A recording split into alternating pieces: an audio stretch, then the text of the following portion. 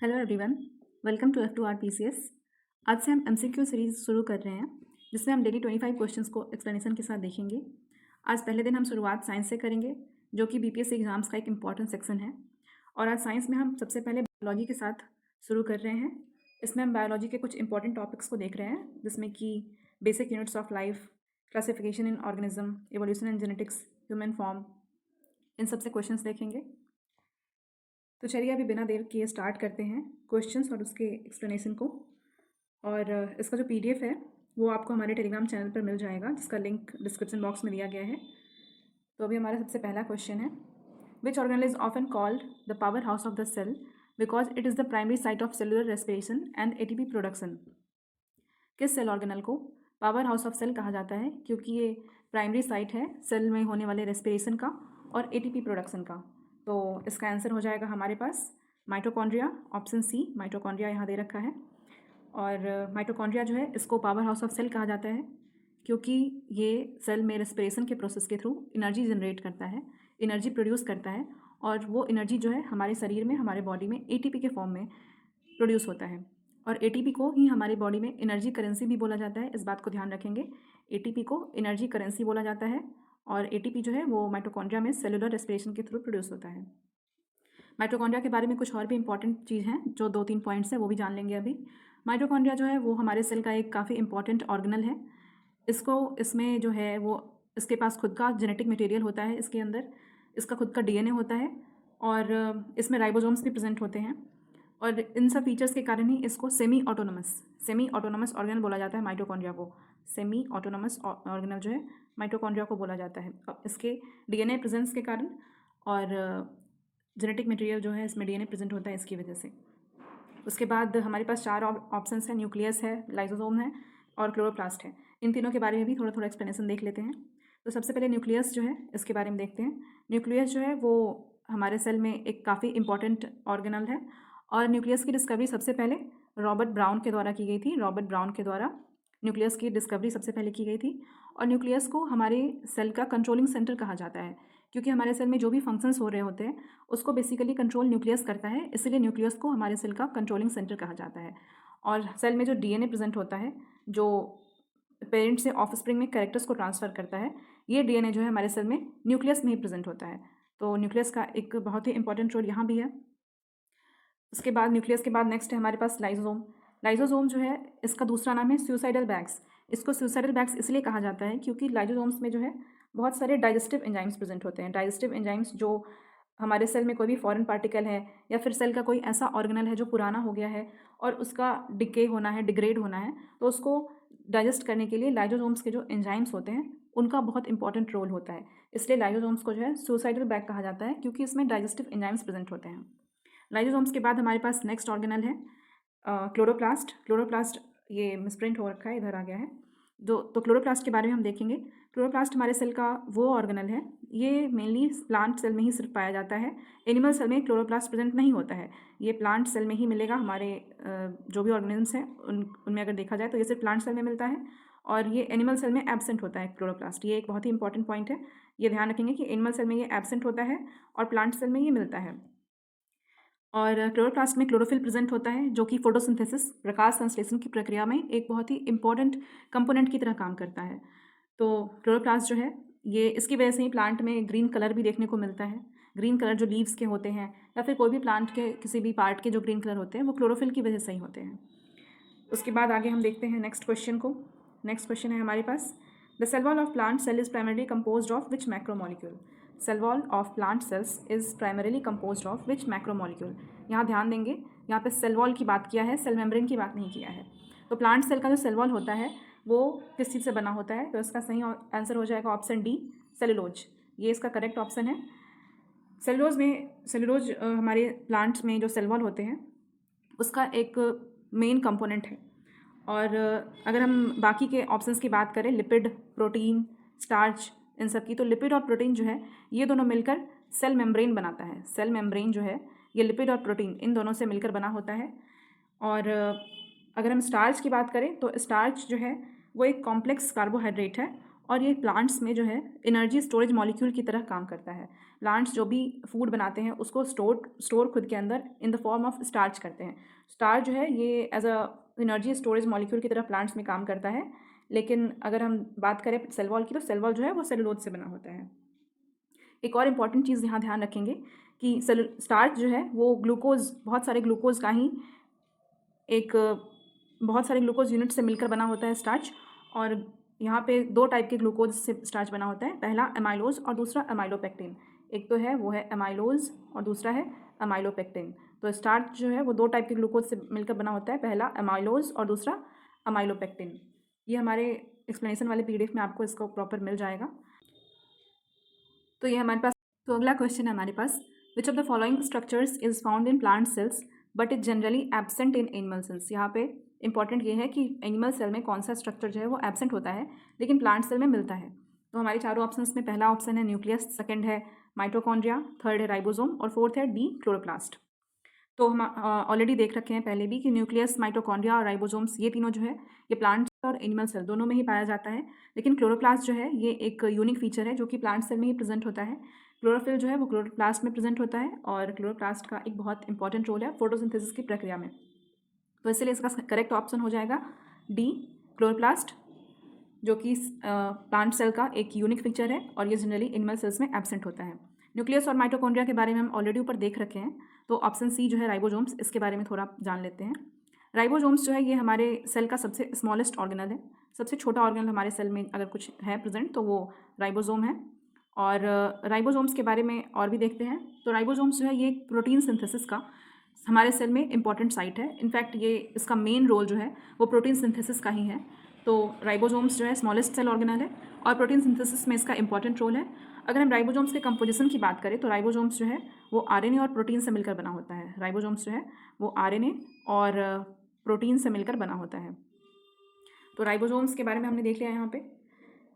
अभी next question की तरफ चलते हैं। अगला क्वेश्चन है हमारे पास, who is credited with the discovering the cell in 1665 by observing cork slices. 1665 में जो सेल की डिस्कवरी हुई थी इसका क्रेडिट किसको जाता है और ये सेल की डिस्कवरी कैसे हुई थी? तो बाय ऑब्जर्विंग कॉर्क स्लाइसेस। ये भी पॉइंट ध्यान रखेंगे कि 1665 में हुई थी सेल की डिस्कवरी, कैसे हुई थी? तो कॉर्क स्लाइसेस को ऑब्जर्व करके किया गया था। और इसका क्रेडिट किनको जाता है?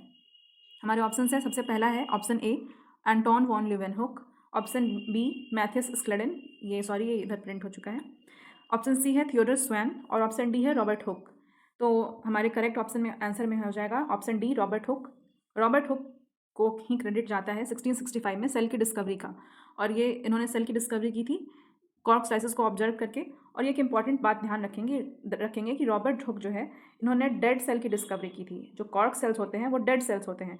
तो रॉबर्ट हुक को जो क्रेडिट जाता है वो सेल की डिस्कवरी का तो जाता है, लेकिन ये एक पॉइंट ध्यान रखेंगे कि इन्होंने जो सेल डिस्कवर किया था वो डेड सेल डिस्कवर किया था।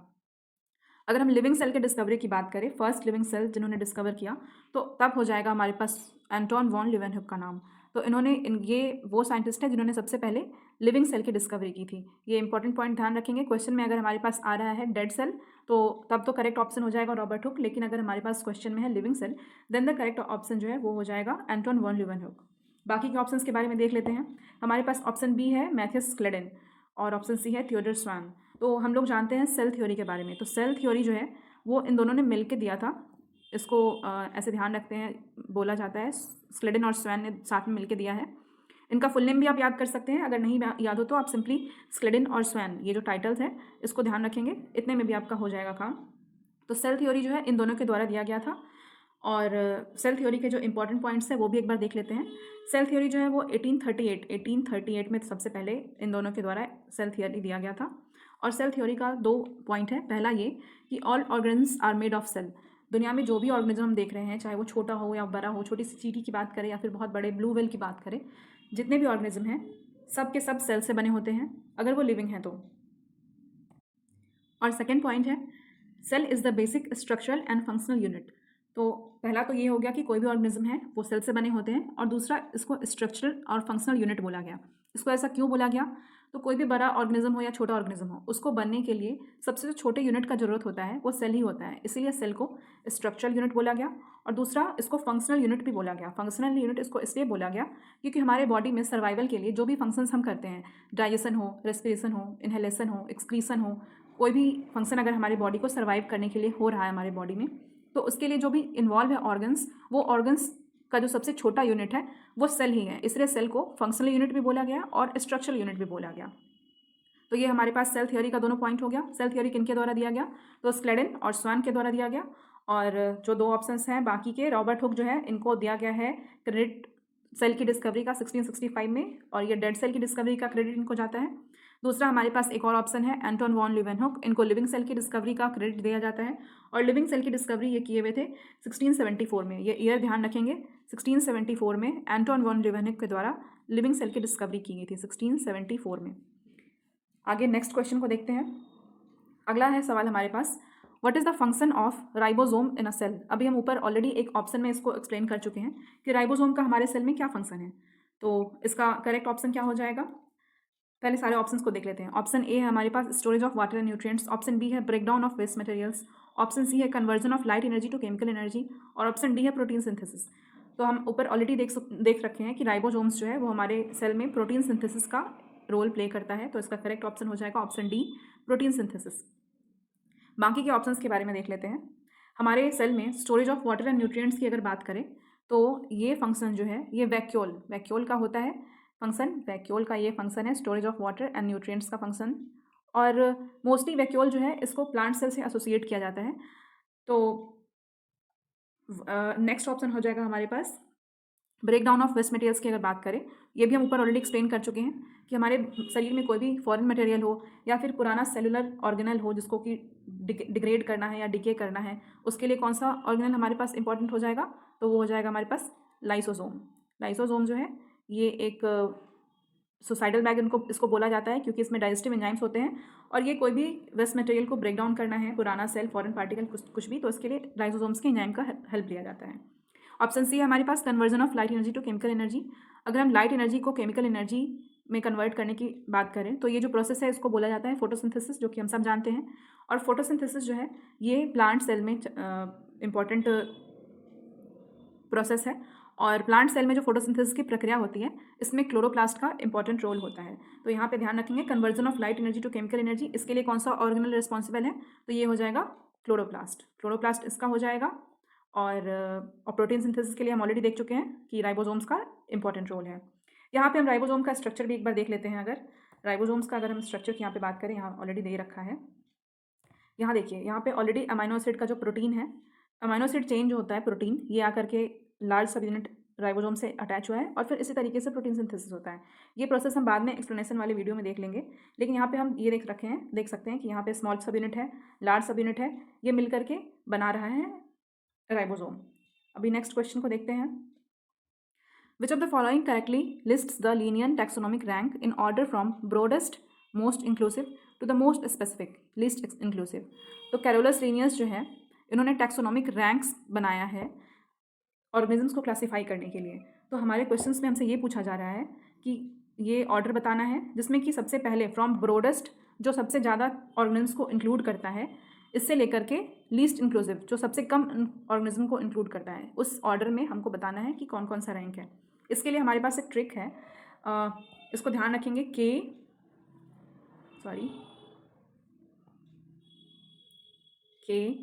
D/P COFGS, इसको ध्यान रखेंगे। KDC ऑफ GS या फिर KPC ऑफ GS, इसको इस तरीके से याद कर लेंगे। के का मतलब होता है किंगडम। किंगडम वो रैंक है जो कि सबसे ज़्यादा ऑर्गेनिजम्स को इंक्लूड करता है। उसके बाद आता है हमारे पास डिवीज़न और फाइलम। तो डी से डिवीज़न है, पी से फाइलम है। डी डिवीज़न जो है वो प्लांट्स के लिए यूज़ होता है, पी से फाइलम जो है वो एनिमल्स के लिए यूज़ होता है, सी से हमारे पास क्लास है, ओ से ऑर्डर है, एफ से फैमिली है, जी से जीनस है, एस से स्पीसीज है। तो ध्यान रखेंगे KDC ऑफ GS और KPC ऑफ GS, इसको इस तरीके से ध्यान रखेंगे। हम देखते हैं हमारे ऑप्शंस में क्या क्या दे रखा है। फर्स्ट है हमारे पास डोमेन, किंगडम, क्लास, ऑर्डर। ये तो पहले ही गलत है क्योंकि सबसे पहले इसमें KCOF इस तरीके से दे दिया है। उसके बाद नेक्स्ट ऑप्शन है हमारे पास kingdom, K, P, phylum, C, class, O, order, F family, G genus and S species. यहाँ पे देखिए हमारे पास KPC ऑफ GS ये हमको मिल चुका है ऑप्शन में, तो हमारा करेक्ट आंसर हो जाएगा ऑप्शन बी। यहाँ पे अगर फाइलम की जगह डिवीजन भी होता जो कि प्लांट्स के लिए यूज होता है तो भी हमारा करेक्ट ऑप्शन होता। तो ये हमारा इस क्वेश्चन का करेक्ट ऑप्शन हो जाएगा option B, kingdom, phylum, class, order, family, genus and species. इसमें ये चीज़ फिर से देख लेते हैं कि स्पीसीज जो है वो सबसे कम, लीस्ट इंक्लूसिव है, इसमें सबसे कम नंबर ऑफ ऑर्गेनिज्म इंक्लूड होंगे, और किंगडम जो है वो मोस्ट इंक्लूसिव है। अगर हम किंगडम की बात करें, अगर इसके एग्जांपल्स में हम देख लें, अगर हम प्लांट किंगडम की बात कर लेते हैं तो प्लांट किंगडम में बहुत सारे प्लांट्स इंक्लूड हो जाते हैं, चाहे वो आम का पेड़ हो, चाहे वो बैंगन का पेड़ हो, कोई भी प्लांट है वो सबके सब प्लांट किंगडम्स में ही इंक्लूड हो जाते हैं। लेकिन अगर हम स्पीसीज़ की बात करें, अगर हम स्पीसीज़ की बात करेंगे तो एक पर्टिकुलर स्पीसीज, अगर हम मैंगो की बात कर रहे हैं, मैंगीफेरा इंडिका, अगर हम मैंगो की बात कर रहे हैं तो वो सिर्फ आम की बात कर रहा है, इसमें आम के अलावा कोई दूसरा प्लांट या कोई ट्री प्लांट किंगडम का इंक्लूड नहीं होगा, इसलिए स्पीसीज जो है वो लिस्ट इंक्लूसिव है और किंगडम जो है वो मोस्ट इंक्लूसिव है। तो ये हमारा करेक्ट ऑप्शन हो गया। नेक्स्ट क्वेश्चन की तरफ चलते हैं। नेक्स्ट है हमारे पास, which characteristic is unique to the organisms classified in the domain eukarya. ये हमारे इंपॉर्टेंट क्वेश्चंस में से एक है, क्योंकि हम क्लासिफिकेशन एक बहुत ही इंपॉर्टेंट सेगमेंट है साइंस का, इससे क्वेश्चंस हर हाल में आते हैं एग्जाम्स में। इसके ऑप्शंस देख लेते हैं। Presence of cell wall, membrane bound organelles such as nucleus, option C ability to reproduce asexually, and option D genetic material DNA। तो जो भी ऑर्गेनिजम्स हैं उनको अगर डिवाइड किया गया है डोमेन्स में, तो हमारे पास 3 डोमेन्स में डिवाइड किया गया है। पहला है जो डोमेन उसका नाम है बैक्टीरिया, सेकेंड डोमेन है जिसका नाम है आर्किया, और थर्ड डोमेन है जिसका नाम है यूकेरिया। 3 डोमेन्स में डिवाइड किया गया है। फर्स्ट डोमेन का नाम है बैक्टीरिया, सेकेंड का नाम है आर्किया और थर्ड का नाम है यूकेरिया। तो अगर हम देखें तो बैक्टीरिया और आर्किया इन दोनों में प्रोकैरियोटिक ऑर्गेनिज्म्स को इंक्लूड किया गया है। प्रोकैरियोटिक ऑर्गेनिज्म जिसमें कि प्रिमिटिव टाइप ऑफ न्यूक्लियस होते हैं, वैसे ऑर्गेनिज्म्स को बैक्टीरिया और आर्किया में इंक्लूड किया गया है। लेकिन अगर हम डोमेन यूकेरिया की बात करें तो इसमें वैसे ऑर्गेनिज्म्स को इंक्लूड किया गया है जिसमें कि एडवांस न्यूक्लियस या फिर जिसको ट्रू न्यूक्लियस बोला जाता है उसको इंक्लूड किया गया है। ट्रू न्यूक्लियस वाले ऑर्गेनिज्म्स को यूकेरिया में इंक्लूड किया गया है। तो इसके ऑप्शंस को हम देखेंगे। सेल वॉल ये तो सब में ही है, प्रोकैरिया में भी है, यूकेरिया में भी है। Membrane bound organelle such as nucleus, अगर हम प्रोकैरियोटिक सेल्स की बात करें तो उसमें न्यूक्लियस जो है वो फॉल्स न्यूक्लियस प्रेजेंट होता है, प्रिमिटिव न्यूक्लियस प्रेजेंट होता है जिसमें कि न्यूक्लियर मेम्ब्रेन नहीं होता है। तो इसीलिए प्रोकैरिया जो है और प्रोकैरियोटिक ऑर्गेनिज्म जो है मतलब बैक्टीरिया और आर्किया उन दोनों में नहीं होगा, और डोमेन यूकेरिया में ऑप्शन बी जो है membrane bound organelle such as nucleus ये प्रेजेंट होगा। इसलिए हमारा करेक्ट ऑप्शन हो जाएगा option B, ability to reproduce asexually. ये हमारे तीनों ही डोमेन्स में मिलता है देखने को ये फीचर, और जेनेटिक मटेरियल DNA जो है ये भी हमारे तीनों ही डोमेन में मिलता है। तो जो अगर हम यूनिक कैरेक्टरिस्टिक की बात करें जो कि सिर्फ डोमेन यूकेरिया के पास है तो वो है membrane bound organelle such as nucleus. ये सिर्फ और सिर्फ यूकैरियोटिक ऑर्गेनिजम्स जिसको कि ट्रू न्यूक्लियस वाले ऑर्गेनिजम्स बोला जाता है उनमें देखने को मिलता है। यहाँ लिखा भी है एक्सप्लेनेशन में कि the name eukarya literally means true kernel और ट्रू न्यूक्लियस। यू का मतलब ही होता है ट्रू, EU का मतलब होता है ट्रू, और कैरियो का मतलब होता है न्यूक्लियस। तो वैसे ऑर्गेनिज्म जिसमें कि ट्रू न्यूक्लियस है उनको यूकैरियोट्स बोला जाता है और उनको ही यूकेरिया डोमेन में क्लासीफाई किया गया है। नेक्स्ट क्वेश्चन की तरफ चलते हैं। अगला क्वेश्चन है हमारा, an organism is multicellular, heterotrophic, lacks cell walls and has a specialised tissues, to which kingdom does this organism most likely belong. एक ऐसा ऑर्गेनिज्म है जो कि मल्टीसेलुलर है, हेटेरोट्रॉफिक है, उसमें सेल वॉल्स भी नहीं है और स्पेशलाइज्ड टिश्यू हैं जो कि अलग अलग फंक्शंस को परफॉर्म करते हैं। तो ये कौन से किंगडम को बिलोंग करता है? तो इसका आंसर हो जाएगा हमारे पास क्या, हम फीचर्स को देख लेते हैं अलग अलग जो ऑप्शन है उसके। हमारे पास सबसे पहले है ऑप्शन ए प्रोटिस्टा। तो प्रोटिस्टा की अगर हम बात करें तो प्रोटिस्टा का फीचर होता है कि ये क्या होता है, यूनिसेलुलर होता है, और प्रोटिस्टा जो है ये यूजुअली ऑटोट्रॉफिक होता है, बट समटाइम्स ये हेट्रोट्रॉफिक मोड ऑफ न्यूट्रिशन भी शो करता है। तो अगर हम मोड ऑफ न्यूट्रिशन की बात करेंगे तो ये ऑटोट्रॉफिक के साथ साथ हेट्रोट्रॉफिक भी है। और अगर हम सेल वॉल की बात करें तो प्रोटिस्टा जो होते हैं इनमें सेल वॉल प्रेजेंट होता है, सेल वॉल्स जो है प्रोटिस्टा में प्रेजेंट होता है। तो यहाँ पे क्वेश्चन में हमारे पास है लैक्स सेल वॉल, तो ऑब्वियसली बात है प्रोटिस्टा तो ऑप्शन है नहीं। नेक्स्ट है हमारे पास प्लांटी। अगर हम प्लांटी की बात करें तो प्लांटी मल्टीसेलुलर तो है, लेकिन प्लांट्स का एक बहुत ही यूनिक फीचर है कि वो ऑटोट्रॉफिक है, वो फोटोसिंथेटिक होता है, खुद का फूड जो है वो खुद प्रिपेयर करता है। तो ये हमारे पास हेटेरोट्रॉफिक से प्लांटी जो है ये भी ऑप्शन गलत हो गया। प्लांट्स में सेल वॉल भी होता है तो यहाँ पे लैक्स सेल वॉल भी नहीं है। नेक्स्ट है हमारे पास ऑप्शन सी एनिमेलिया। एनिमेलिया की अगर हम बात करें तो एनिमल्स मल्टीसेलुलर भी होते हैं। मोड ऑफ न्यूट्रिशन की बात करें तो वो दूसरों पे डिपेंडेंट होते हैं अपने न्यूट्रिशन के लिए, तो हेट्रोट्रॉफिक मोड ऑफ न्यूट्रिशन भी है। और एनिमल सेल्स में कोई भी सेल वॉल नहीं पाया जाता है, तो यहाँ पे ये लैक्स सेल वॉल जो है ये भी इसका फीचर है। तो दैट्स वाई यहाँ पे करेक्ट ऑप्शन जो हो जाएगा ऑप्शन सी, यानी कि एनिमेलिया जो है ये हमारे करेक्ट ऑप्शन है। ऑप्शन डी को भी देख लेते हैं, फंजाई। फंजाई की अगर हम बात करें तो फंजाई मल्टीसेलुलर तो है, मोड ऑफ न्यूट्रिशन इसका सैप्रोफाइटिक है, ये डेड और डिकेइंग मैटर्स पे डिपेंडेंट होता है अपने न्यूट्रिशन के लिए। और ये इसमें जो है सेल वॉल भी प्रेजेंट होता है। फंजाई में अगर हम सेल वॉल की बात करें तो फंजाई में काइटिन से बना हुआ सेल वॉल प्रेजेंट होता है, ये ध्यान रखेंगे। फंजाई में जो है वो काइटिन का सेल वॉल होता है, फंजाई में सेल वॉल काइटिन का बना होता है। तो यहाँ पे लैक्स सेल वॉल जो है ये भी फंजाई के लिए गलत पॉइंट हो गया, तो इसलिए फंजाई भी हमारा करेक्ट ऑप्शन नहीं है। करेक्ट ऑप्शन हो जाएगा हमारा एनिमेलिया। तो अब अगले क्वेश्चन की ओर चलते हैं। नेक्स्ट क्वेश्चन है हमारा, the primary goal of the field of taxonomy is. तो टैक्सोनॉमी जो है ये बेसिकली क्लासीफाई किया जाता है ऑर्गेनिज्म को, इसको ही बोलते हैं। और टैक्सोनॉमी का अगर हम प्राइमरी गोल की बात करें तो टैक्सोनॉमी जो है ये इसका मेन ये गोल है कि वो आइडेंटिफाई करे, नेम करे और फॉर्मली क्लासीफाई करे ऑर्गेनिज्म्स को अलग अलग कैटेगरी में। यहाँ जो टैक्सा वर्ड है इसका जो मीनिंग है वही ये है कि group of organism in A classification system. तो अलग अलग ऑर्गेनिज्म को उनके फीचर्स के बेसिस पे अलग अलग ग्रुप्स में क्लासीफाई करना, दैट इज़ टैक्सोनॉमी। और टैक्सोनॉमी का गोल भी हमारा यही है कि हम ऑर्गेनिज्म को आइडेंटिफाई करें, उनको उनके फीचर्स के अकॉर्डिंग नेम दें और फिर अलग अलग ग्रुप्स में क्लासीफाई करें। अगला क्वेश्चन है हमारा, a cladogram is a diagram used in classification to show. तो क्लैडोग्राम जो है ये हमारे पास क्लैडोग्राम यहाँ पे दे रखा है, ये आप देख रहे होंगे, kingdom, phylum, class, order, family, genus, species, ये हमने ऊपर भी देखा है, KPCOFGS, KPCOFGS जो हम देख रहे थे ऊपर हमारे पास दे रखा है, ये क्लैडोग्राम है। और क्लैडोग्राम का यूज क्यों किया जाता है? क्लैडोग्राम दे रखा है यहाँ, और क्लैडोग्राम का यूज़ किया जाता है क्लासिफिकेशन सिस्टम में to show hypothesized evolutionary relationship among groups of organism. जो भी ऑर्गेनिजम्स हैं उनके बीच जो इवोल्यूशनरी रिलेशनशिप्स हैं उसको शो करने के लिए हमारे पास क्लैडोग्राम का यूज़ किया जाता है क्लासिफिकेशन सिस्टम में। नेक्स्ट क्वेश्चन की तरफ चलते हैं। क्वेश्चन नंबर 11 है, ये 11वां क्वेश्चन है। Which taxonomic rank is always included as the first part of an organism scientific name. हम अलग अलग रैंक को ऑलरेडी देखे हैं ऊपर, ये जो क्लैडोग्राम में दे रखा है ये अलग अलग रैंक है। तो कोई भी ऑर्गेनिज्म का अगर हम नेम कर रहे होते हैं, नेमिंग कर रहे होते हैं, उसका साइंटिफिक नेम जब देते हैं तो कौन से टैक्सोनॉमिक रैंक को उसके नेम में फर्स्ट पार्ट में रखा जाता है। तो अगर हम यहाँ पे ऑप्शंस देखें तो पहला हमारे पास है जीनस है, फैमिली है, ऑर्डर है, स्पीसीज है। तो इसका करेक्ट ऑप्शन हो जाएगा ऑप्शन ए, जीनस। किसी भी ऑर्गेनिज्म का अगर हम साइंटिफिक नेमिंग करते हैं तो उसके नाम में जो पहला पार्ट होता है वो उसके जीनस को बताता है, और उसके नाम का जो सेकंड पार्ट होता है वो उसके स्पीसीज को बताता है। यहाँ एग्जांपल के लिए देखते हैं, ह्यूमन का जो है, ह्यूमन का साइंटिफिक नेम होता है होमो सैपियंस। होमो सैपियंस में अगर हम होमो की बात करें तो होमो ये जो है ये जीनस है ह्यूमन का, और सैपियंस सैपियंस जो है ये स्पीसीज को डिनोट करता है।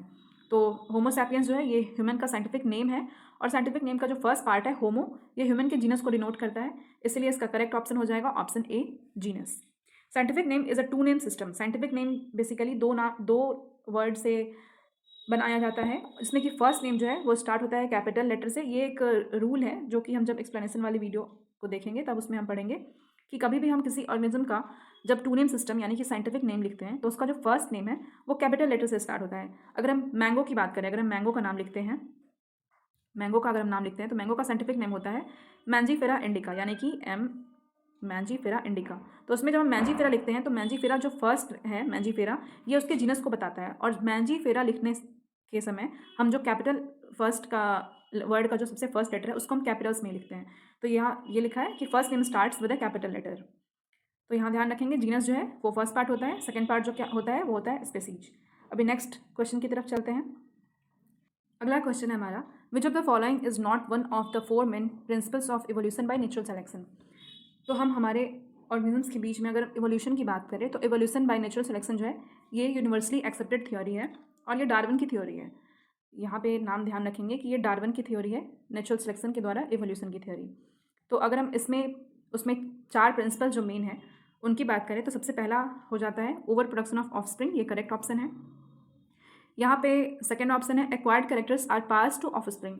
ये ऑप्शन ये कह रहा है कि जो भी हम कैरेक्टर्स अपने लाइफ टाइम में एक्वायर करते हैं, मान लो अगर कोई आदमी है वो अपने लाइफ टाइम में तलवारबाजी सीख रहा है तो ये उसके ऑफस्प्रिंग में इनहेरिट हो रहा है। क्या ये बात करेक्ट है? तो ये हो जाएगा नहीं, ऐसा नहीं होता है। कोई भी हम तलवारबाजी हो या फिर कोई भी कैरेक्टर जो हम एक्वायर कर रहे हैं वो हमारे ऑफस्प्रिंग में पास नहीं होता है, तो ये ऑप्शन बी जो है ये गलत हो जाएगा। और नेक्स्ट ऑप्शन सी है डिफरेंशियल सर्वाइवल एंड रिप्रोडक्शन। तो सर्वाइवल के लिए जो है वो ऑर्गेनिज्म्स अपने आसपास जो भी इन्वायरमेंट है उसमें सर्वाइवल के लिए अपने अंदर जो चेंजेस होते हैं उसको डेवलप करते हैं, और धीरे धीरे वो उस पॉपुलेशन के लिए वो कॉमन हो जाते हैं, इसलिए यहाँ पे ऑप्शन सी भी करेक्ट है। नेक्स्ट है इनहेरिटेड वेरिएशन अमॉन्ग इंडिविजुअल्स।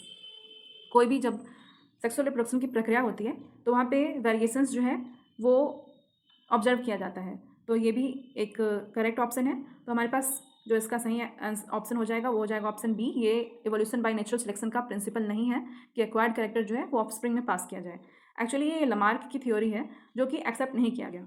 तो डार्विनिज्म में जो हम पढ़ते हैं नेचुरल सिलेक्शन की प्रोसेस को और उसके प्रिंसिपल्स को, तो उसमें हमारे पास ऑप्शन ए, सी और डी, ये 3 हैं।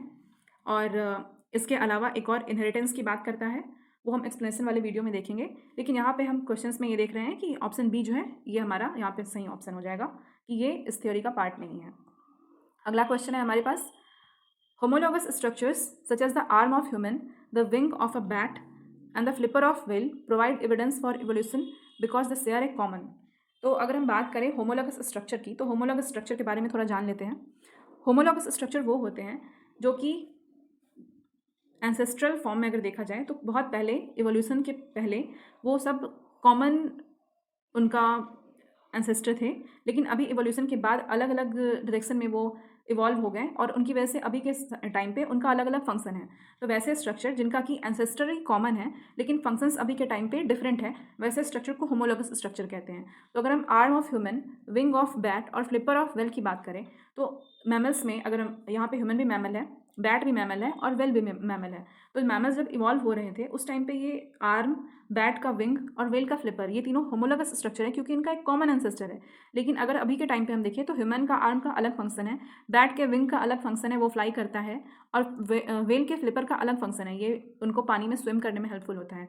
तो अभी के टाइम पे इन सारे स्ट्रक्चर्स का फंक्शन अलग अलग है, but they share a common ancestry, that's why इनको होमोलॉगस स्ट्रक्चर बोला जाता है। इसका अब सही ऑप्शन क्या है वो देखते हैं। Ancestry and underlying anatomical structures despite having different functions, तो इसका करेक्ट ऑप्शन हमारे पास ए हो जाएगा।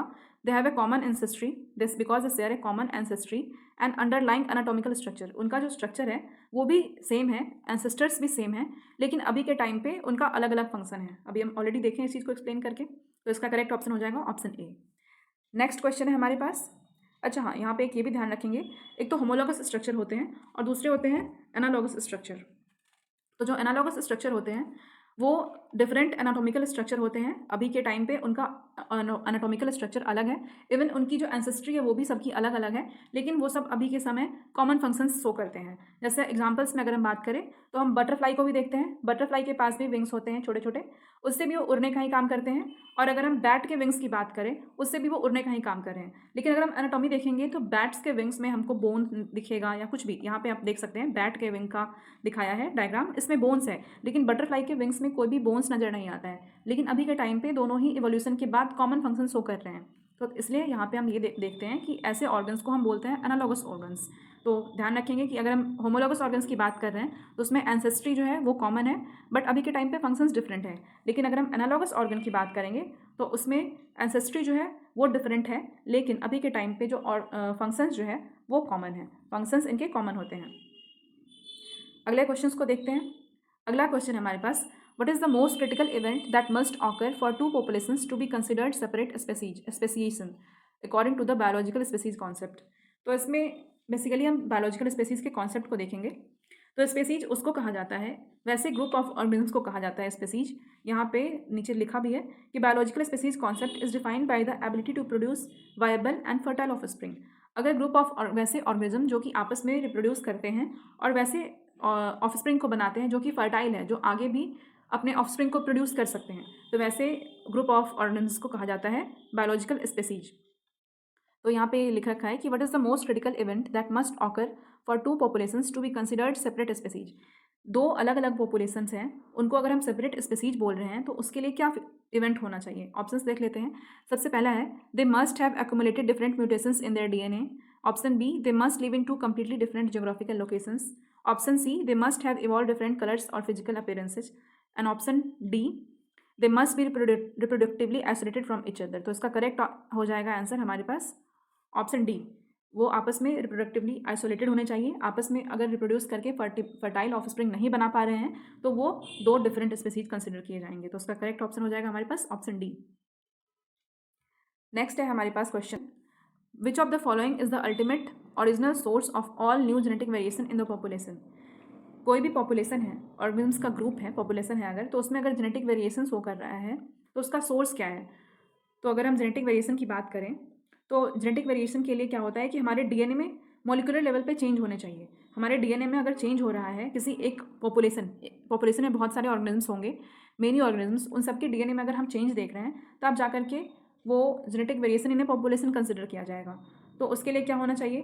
तो इसके लिए हमारे डीएनए में चेंज होना चाहिए मॉलिक्यूलर लेवल पे, और डीएनए में मॉलिक्यूलर लेवल पे अगर चेंज होता है तो उस प्रोसेस को हम क्या बोलते हैं? म्यूटेशन बोलते हैं। तो इसका करेक्ट ऑप्शन हो जाएगा ऑप्शन बी, म्यूटेशन।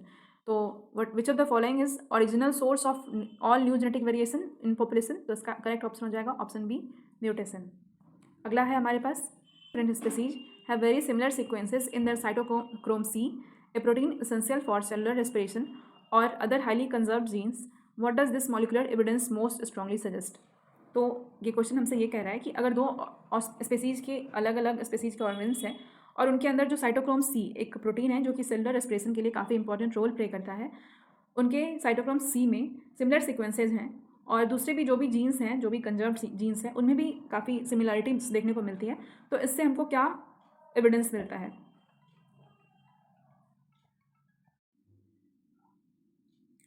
तो यहाँ हम इसके ऑप्शंस को देखते हैं। सबसे पहला है हमारे पास, they are in the process of disruptive selection, they share a relatively recent common ancestor, they are genetically incompatible and can not interbreed. और फोर्थ ऑप्शन है हमारे पास, evolutionary change are best explain by Lamarckism. तो हम देख रहे हैं कि हमारे जो साइटोक्रोम सी है उसमें सिमिलैरिटी है, जो भी कंजर्व्ड जीन्स है उसमें भी सिमिलैरिटीज़ हैं। तो इससे हमको ये पता चलता है कि कहीं ना कहीं हमारे एंसेस्टर्स जो हैं वो कॉमन होंगे। तो इसका करेक्ट ऑप्शन हो जाएगा हमारे पास ऑप्शन बी, कि they share a relatively recent common ancestor. हमारे एंसेस्टर्स कॉमन थे तभी हमारे साइटोक्रोम सी में भी सिमिलैरिटीज़ देखने को मिल रही है और जो भी जीन्स हैं उनमें भी सिमिलैरिटीज़ देखने को मिल रही है। अगला क्वेश्चन है हमारे पास, the primary function of hemoglobin within red blood cells is to. इसके ऑप्शंस को देख लेते हैं। इस क्वेश्चन में हमसे पूछा है कि हेमोग्लोबिन जो हमारे रेड ब्लड सेल में प्रेजेंट होता है उसका प्राइमरी फंक्शन क्या है। तो सबसे पहला है हमारे पास ऑप्शन कि fight infection as a part of the immune response. हमारे बॉडी में जो भी इन्फेक्शंस होते हैं, जो आउटर फॉरेन पार्टिकल्स एंटर करके इन्फेक्शन कॉज कर रहे होते हैं, उससे फाइट करना तो इसका काम नहीं है। इन्फेक्शन से फाइट करने के लिए हमारी बॉडी में क्या प्रेजेंट है? तो वाइट ब्लड सेल्स प्रेजेंट है, WBC। तो ये तो बिल्कुल भी आंसर नहीं है इसका। ऑप्शन बी है, maintain the osmotic pressure of the blood. Osmotic pressure को ब्लड में मेंटेन करने के लिए हमारे ब्लड में एल्ब्यूमिन नामक प्रोटीन होता है, उसका इंपॉर्टेंट रोल होता है। इसको यहाँ ध्यान रखेंगे। एल्ब्यूमिन जो है ये प्रोटीन है और हमारे ब्लड में ऑस्मोटिक प्रेशर को मेंटेन करने के लिए एल्ब्यूमिन का ही रोल होता है। नेक्स्ट हमारे पास है option C, initiate the blood clotting process. अगर हम ब्लड क्लॉटिंग की बात करें तो ब्लड क्लॉटिंग के लिए हमारे ब्लड कंपोनेंट में प्लेटलेट्स जो है उसका इंपॉर्टेंट रोल है। तो अगर हम ब्लड क्लॉटिंग प्रोसेस की बात करें तो इसके लिए हमारे ब्लड में क्या होता है? प्लेटलेट्स है, वो होता है प्रेजेंट, प्लेटलेट्स। और अगर ऑप्शन डी को देखेंगे तो ऑप्शन डी हमारे पास क्या है? Transport oxygen from the lungs to the body tissues. ये हमारा करेक्ट ऑप्शन है कि हेमोग्लोबिन जो है वो रेड ब्लड सेल्स में प्रेजेंट होता है और हेमोग्लोबिन जो है वो ऑक्सीजन को लंग्स से हमारे बॉडी के डिफरेंट टिश्यूज़ के पास ट्रांसपोर्ट करता है। तो यहाँ हम डायग्राम में देख लेते हैं। जो ऑक्सीजन जो है लंग्स से, इसको ये रेड ब्लड सेल है हमारे पास, यहाँ पे इसके अंदर हेमोग्लोबिन मॉलिक्यूल से आप देख पा रहे होंगे। तो ऑक्सीजन जो है लंग्स से आता है, रेड ब्लड सेल्स में हेमोग्लोबिन उसको कैरी करता है। फिर oxygen bonded with haemoglobin molecules, oxygen जो है वो हेमोग्लोबिन के साथ बॉन्ड बना लेता है और फिर अलग अलग टिश्यू सेल्स में, बॉडी में जो डिफरेंट टिश्यूज़ हैं वहाँ जाके रेड ब्लड सेल्स हेमोग्लोबिन से ऑक्सीजन को रिलीज कर देता है, oxygen release to the tissue cells. तो इस तरीके से हम देख लेंगे कि ट्रांसपोर्ट करता है ऑक्सीजन को लंग्स से डिफरेंट बॉडी टिश्यूज़ के पास। कौन? तो हेमोग्लोबिन, जो कि प्रेजेंट होता है हमारे बॉडी में कहाँ? रेड ब्लड सेल्स में। अगला क्वेश्चन हमारे पास है। इस क्वेश्चन में ये कह रहा है कि न्यूरॉन जो है वो इलेक्ट्रिकल सिग्नल को जब हमारे बॉडी में ट्रांसमिट करता है तो उस वक्त कौन सा आयन जो है वो हमारे सेल में रश करता है, बाहर से हमारे सेल में आता है, जिसके कारण डिपोलराइजेशन की प्रक्रिया होती है। तो इसमें ये ध्यान रखेंगे कि न्यूरॉन जो है वो, उसको नर्वस सिस्टम का स्ट्रक्चर और फंक्शनल यूनिट बोला जाता है। नर्वस सिस्टम के स्ट्रक्चर में अगर हम देखेंगे तो सबसे छोटा यूनिट है वो भी न्यूरॉन है और फंक्शन करने के लिए भी सबसे जो छोटा यूनिट जिसका यूज़ किया जाता है वो भी न्यूरॉन है। तो इसलिए इसको स्ट्रक्चर और फंक्शनल यूनिट बोला जाता है नर्वस सिस्टम का। और हमारे बॉडी में जो भी सिग्नल ट्रांसफ़र होते हैं, जिसको कि एक्शन पोटेंशियल भी कहा जाता है, वो न्यूरॉन्स के थ्रू ही ट्रांसमिट होते हैं। और जब हम न्यूरॉन्स के थ्रू ट्रांसमिट कर रहे होते हैं तो वो आयंस जो है उस वक्त हमारे सेल में रश करता है और डिपोलराइजेशन की प्रक्रिया होती है। तो उस समय कौन सा आयन वहाँ पे हेल्पफुल होता है? तो उसके लिए हम, इसका करेक्ट ऑप्शन हो जाएगा option D, sodium ions. Option D, sodium ions जो है ये डिपोलराइजेशन की प्रक्रिया में बहुत सारा सोडियम आयंस जो है वो हमारे सेल में एंटर करता है और इसके कारण डिपोलराइज्ड स्टेट में वो सेल तब हो जाता है और यहीं पे नेक्स्ट इसके बाद होता है रिपोलराइजेशन की प्रक्रिया। उसमें पोटेशियम आयन जो है वो आउट ऑफ द सेल वो निकलता है, potassium ions out of the cells निकलता है। इसके कारण जो है वो रिपोलराइजेशन की प्रक्रिया होती है। तो इसको हम एक्सप्लेन करके नर्वस सिस्टम वाले चैप्टर में पढ़ेंगे, लेकिन यहाँ पे क्वेश्चन में बस इतना ध्यान रखना है कि डिपोलराइजेशन के लिए कौन सा आयन, तो सोडियम आयन, और रिपोलराइजेशन के लिए कौन सा आयन है, तो वो पोटेशियम आयन है। पोटेशियम आयन जो है वो सेल से बाहर जाएगा तो रिपोलराइजेशन की प्रक्रिया होगी, और जब सोडियम आयन सेल के अंदर आएगा इनफ्लक्स इन सेल, तो फिर हमारे बॉडी में डिपोलराइजेशन की प्रक्रिया न्यूरॉन्स में देखने को तब मिलेगी। तो ये हो गया हमारा ऑप्शन डी करेक्ट आंसर। अगले क्वेश्चन की तरफ चलते हैं। अगला क्वेश्चन है हमारा, where does the primary exchange of oxygen and the carbon dioxide occur in human respiratory system. Human respiratory system में जब ऑक्सीजन का प्राइमरी एक्सचेंज की अगर हम बात करें और कार्बन डाइऑक्साइड, जब हमारे बॉडी में कार्बन डाइऑक्साइड को एक्सहेल किया जाता है और ऑक्सीजन को इनहेल किया जाता है, तो जो प्राइमरी एक्सचेंज की प्रक्रिया है वो कहाँ चलता है। तो इसके चारों ऑप्शंस को देख लेते हैं पहले। ऑप्शन ए है फेरिंग्स, ऑप्शन बी है ट्रैकिया, ऑप्शन सी है ब्रोंकियोल्स और ऑप्शन डी है एल्वियोलाई। यहाँ पे हम एक बार जो इनहेलेशन के बाद एयर का जो पैसेज होता है उसको देख लेते हैं। तो सबसे पहले हमारे नॉस्ट्रल्स के थ्रू हम एयर को इनहेल करते हैं, नॉस्ट्रल्स के थ्रू हम एयर को इनहेल करते हैं, और नॉस्ट्रल्स के अलावा हम अपने बकल कैविटी से भी एयर को इनहेल करते हैं। तो नॉस्ट्रल्स प्लस फेरिंग्स यहाँ पे भी लिख लेते हैं, फेरिंग्स और नॉस्ट्रल्स दोनों के थ्रू हम एयर को इनहेल करते हैं। उसके बाद जो है एयर उसके बाद जाता है लैरिंग्स में, तो लैरिंग्स जो है उसके बाद फेरिंग्स के बाद एयर कहाँ जाता है, लैरिंग्स में जाता है। और लैरिंग्स के बाद अगर हम देखें तो लैरिंग्स के बाद एयर जाता है ट्रैकिया में। ट्रैकिया जो है इसको विंड पाइप भी बोला जाता है, ट्रैकिया के थ्रू ही एयर ट्रैवल करके जाता है लंग्स में। तो ट्रैकिया जिसको कि विंड पाइप भी बोला जाता है, लैरिंग्स के बाद एयर ट्रैकिया में जाता है। ट्रैकिया के बाद अगर हम देखेंगे तो ब्रोंकाई में जाता है एयर्स, ब्रोंकाई ये लंग्स के अंदर होता है ब्रोंकाई, और ब्रोंकाई में एयर जाता है। उसके बाद ब्रोंकाई से ब्रोंकियोल्स की तरफ एयर जाता है, ब्रोंकियोल्स की तरफ एयर जाता है, यहाँ ब्रोंकियोल्स भी रखा है। और ब्रोंकियोल्स के बाद एयर पहुँचता है एल्वियोलाई, सबसे फाइनल स्टेज जो है वहाँ जिसको एल्वियोलाई बोला जाता है, वहाँ एयर पहुँचता है। यहाँ हमारे पास डायग्राम में एल्वियोलाई को दिखाया गया है, ये हमारा एल्वियोलाई है।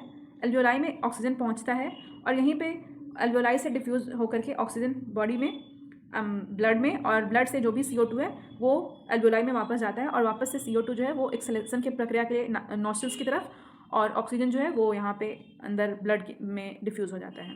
Carbon dioxide out and oxygen जो है ये हमारे ब्लड में डिफ्यूज़ हो जाता है, फिर यहाँ से वो आगे की तरफ ट्रांसफ़र होता है।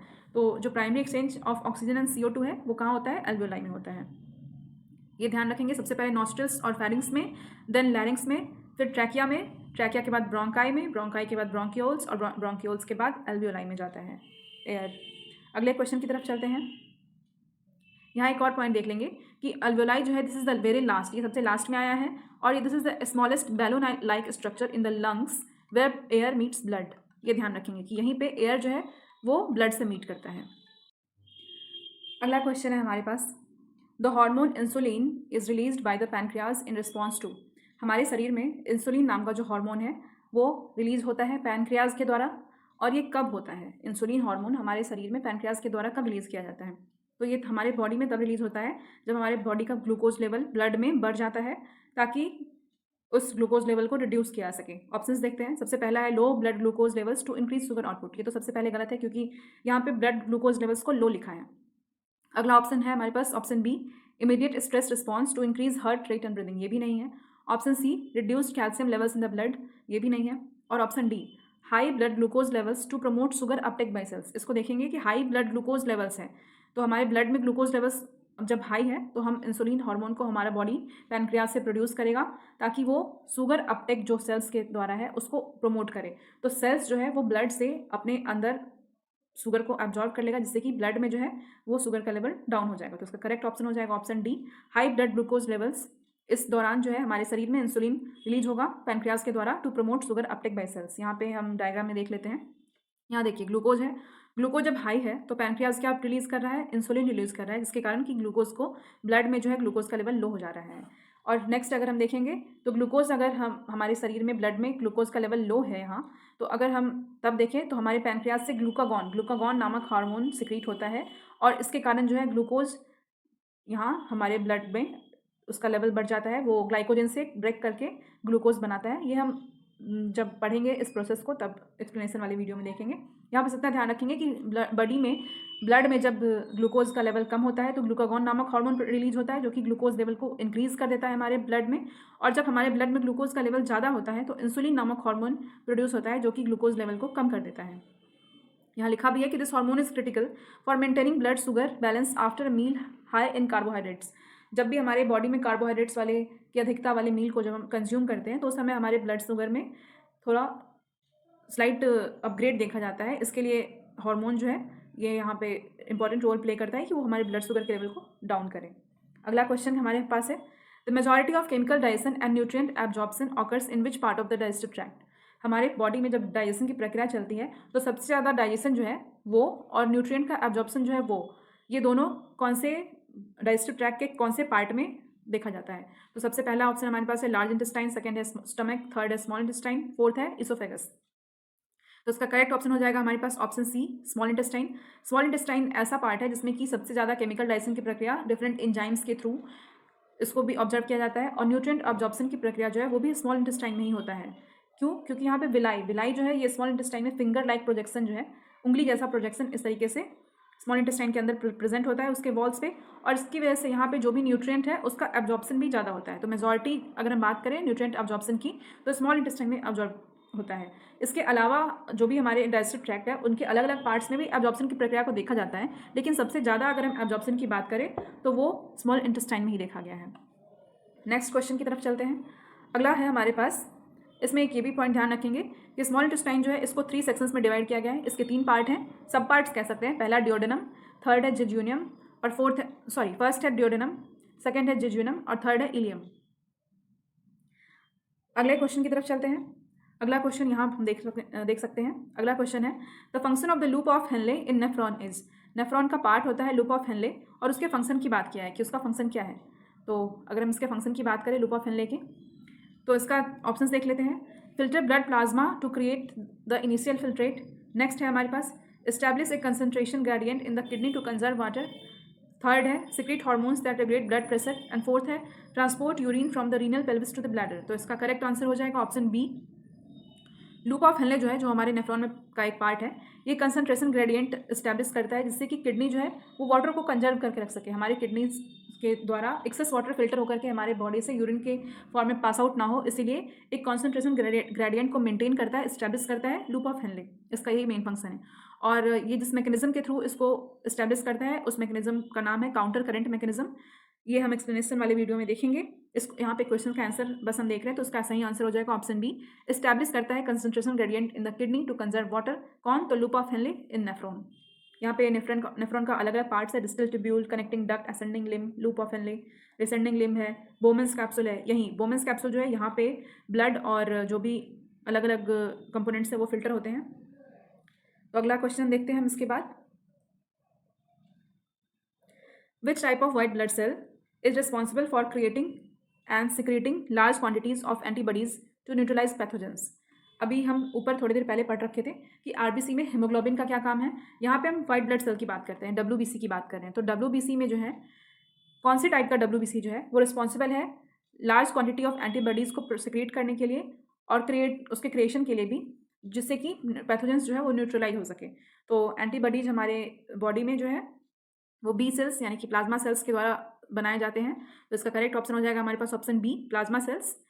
तो प्लाज्मा सेल्स जो है वो सिक्रीट करता है लार्ज क्वांटिटीज ऑफ एंटीबॉडीज जिससे कि पैथोजेंस को न्यूट्रलाइज किया जाता है। और प्लाज्मा सेल जो है वो वाइट ब्लड सेल का ही, बी सेल जो है मतलब प्लाज्मा सेल जो वो वाइट ब्लड सेल का ही टाइप है।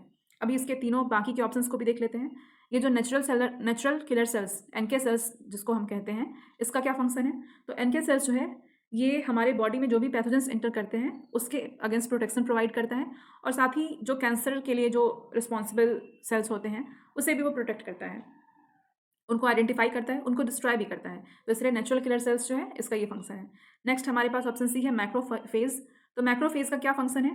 मैक्रोफेज के फंक्शन की अगर हम बात करें तो जो भी पैथोजेंस है उनको इनगल्फ करके डाइजेस्ट कर लेता है, या फिर कोई भी अगर सेलुलर डेब्री है, कोई भी सेल का डिकेड पार्ट है, डेड पार्ट है, तो उसको भी ये इनगल्फ करके उसको डाइजेस्ट करता है by the process of phagocytosis. ये ध्यान रखेंगे, प्रोसेस क्या है, फैगोसाइटोसिस के द्वारा मैक्रोफाज जो है ये उसको इनगल्फ करेगा और डाइजेस्ट करेगा फैगोसाइटोसिस के द्वारा। नेक्स्ट हमारे पास जो है वो है टी सेल्स, जिसको कि हम टी लिम्फोसाइट्स भी बोलते हैं।